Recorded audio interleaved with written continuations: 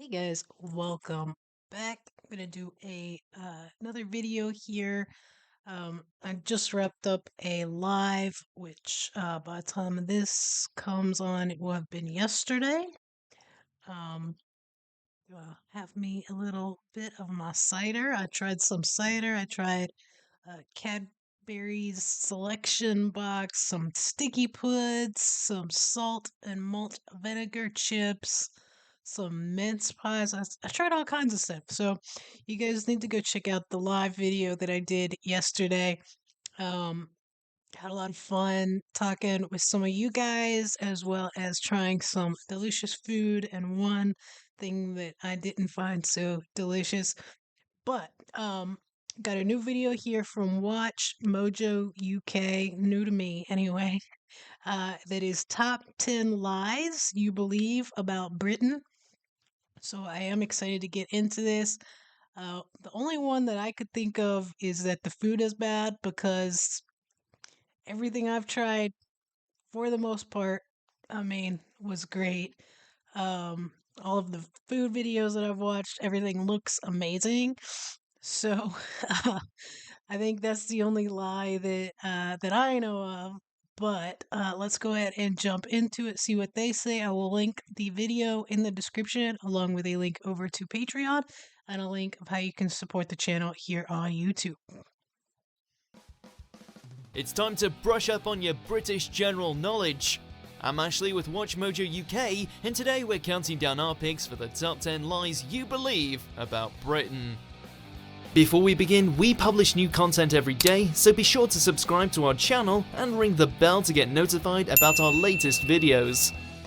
For this list, we're setting straight those misconceptions you've always believed about this country. Number 10. All swans are property of the Queen. We've all been brought up to believe that all swans belong to the Queen, and therefore harming them or eating Never heard this before. That might be one for you guys. them is a big no-no. However, one 5-year-old swan enthusiast wrote to the Queen asking if she could have one, and the response she got surprised us all. A representative wrote back debunking the common misconception that seems to date back to the 12th century. The monarch actually only owns all unmarked mute swans in open water around certain areas of the River Thames and Windsor. Every year, local children are invited to witness the swan-upping event, which helps keep track of the birds.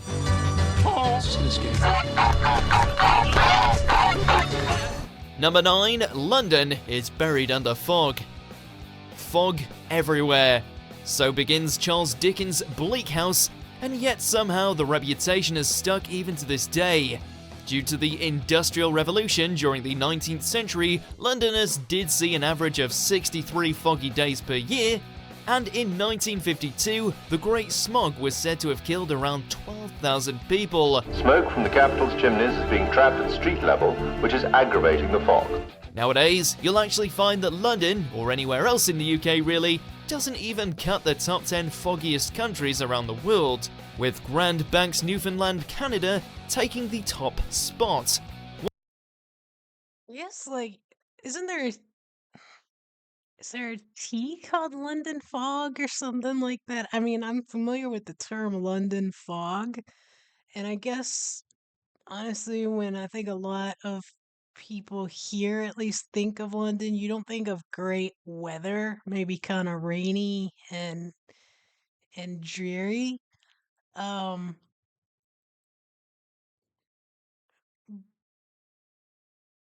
but I guess I've heard the term London fog. Thought I just never thought anything about it. Once coal fires were banned, London saw less fog, and today it's not as common as you would think. Number 8. Lady Godiva rode naked on horseback. Lady Godiva wasn't just a made-up figure from a Tennyson poem or a delicious brand of chocolate. In Tennyson's versions of events, Lady Godiva rode naked on horseback through the streets of Coventry in response to her husband Leofric's oppressive tax. In reality, there are some sources that suggest that her lord husband requested she do just that, but there is insufficient proof that she followed through. with most historians insisting that it never happened. This story only started making the rounds around 100 years after her death, and by a monk whose storytelling didn't always adhere to the truth. Number 7, Great Britain, the UK, and England are I guess that rumor has stuck around. Yeah, I guess when you think about Lady Godiva, that's kind of what you think about, right? synonyms. For England, James? No. For me.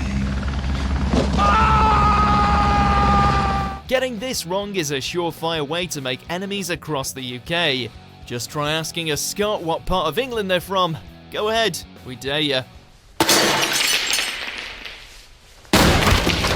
Great Britain is an island made up of England, Scotland and Wales. Great Britain and Northern Ireland together make up the United Kingdom.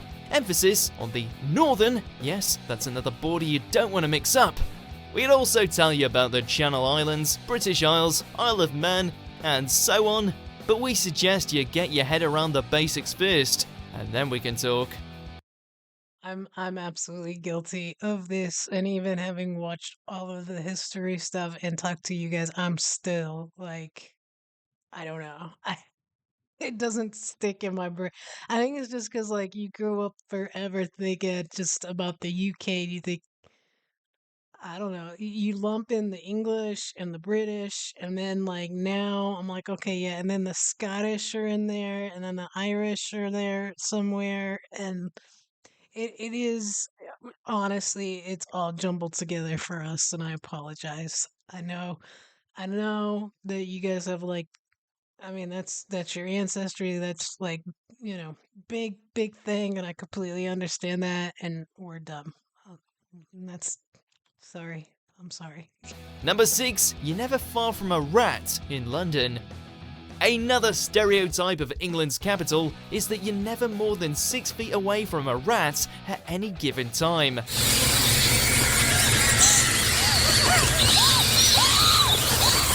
Now, London is approximately 1,572 kilometers squared, and there are around 10.5 million rats in the UK. You do the maths. It's possible that a former Minister of Agriculture invented this little rumour to promote hygiene in homes, which makes you wonder just how bad things must have been. According to Dr. Dave Cowan, the truth is that you're more likely to be around 50 meters away from a rat at any time. Sounds a lot less disgusting now, right? Number 5, Richard. So I think I don't know that it's just a London thing. I've never heard that. Never associated London with rats. Um, Here I think that's a misconception that a lot of people have with New York City. To be honest with you, I think most cities, but New York City would be the one here that gets that. Richard III was a bad guy. Chances are, if you grew up in the UK, you were taught about the villainous Richard III, who walked around with a limp and had a hunchback. History tells us that he was this terrible geezer who stole the throne from his brother, locked his nephews in a tower, and ultimately had them killed. But in reality, when his reign came to an end, the Tudor dynasty took the throne. And let's just say that historians decided to record things a little differently. Shakespeare may have played his part in this retelling of events too. There's taking creative license, and then there's completely rewriting history. A horse! My kingdom for a horse!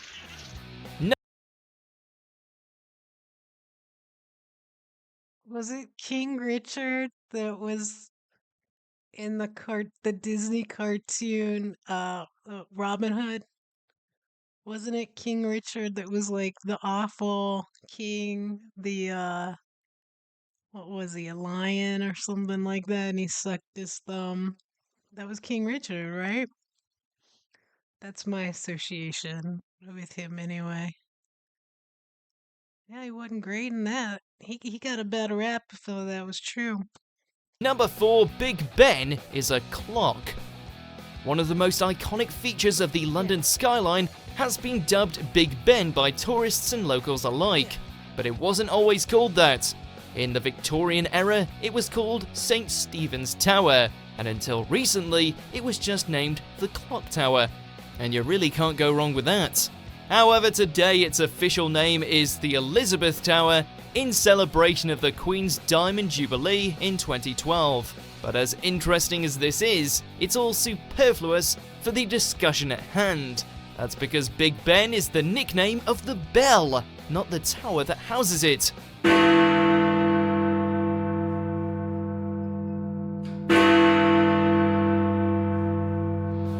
Number 3, the Guilty of that one.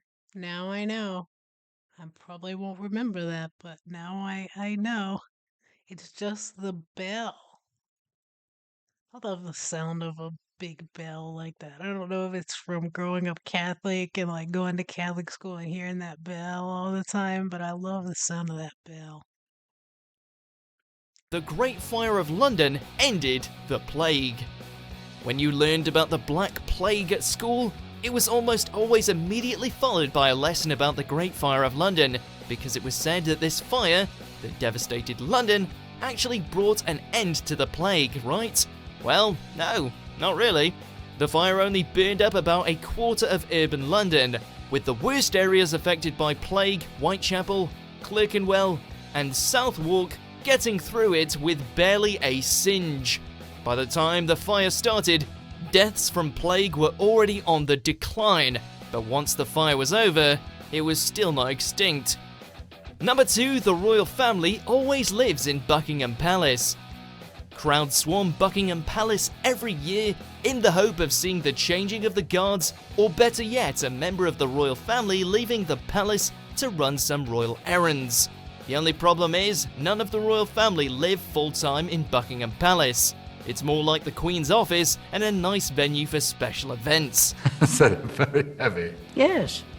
People also mistakenly look out for the Union Jack to know if the Queen is in, but it's actually a different flag, the Royal Standard, that's flown at the royal residences, Buckingham Palace, Windsor Castle, or Sandringham House when she's present. Number 1, the Queen is all-powerful. The job description of monarch has changed since the days of Henry VIII, but the Queen still does have a number of powers, and it's not all about travelling the world and waving politely. But in today's British Constitution, she has ministers who are entrusted with exercising her powers. The Queen can summon Parliament, sign bills into laws, appoint or remove ministers, appoint the Prime Minister, and declare war, just to name a few. Oh, really? Please. Boo. A lot of these motions are ceremonial, but it's good to know that if we were ever on the verge of war, the Queen has the power to pull that plug. That's news to me. I'll be the first to say, obviously I knew royalty was everything, historically, but currently, I didn't think that they had really any power. I thought they they really were more about being the image and kind of drawing in money, I guess, with their appearances and this and that.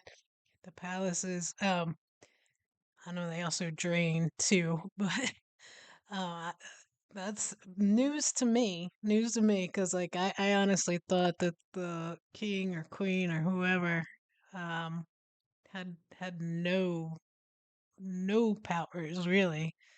So that's okay. Okay, now I know. That was a really good video. There were some things that I've never heard of. I think maybe, I don't know, a couple of them were more for British people. Um, and then, but there were quite a few there that I didn't know. Obviously that last one was a big one. But yeah, that was a really good video. Eye-opening. Bunch of lies that were spread about Lady Godiva and King Richard that have unfortunately stuck. Um, but yeah, that was a really good video. I enjoyed that. Hopefully, you guys did as well. If you did, hit the like button, hit subscribe, share, hype, all that jazz that helps the channel and costs nothing. And yeah, have an awesome day, guys. Enjoy your rugby.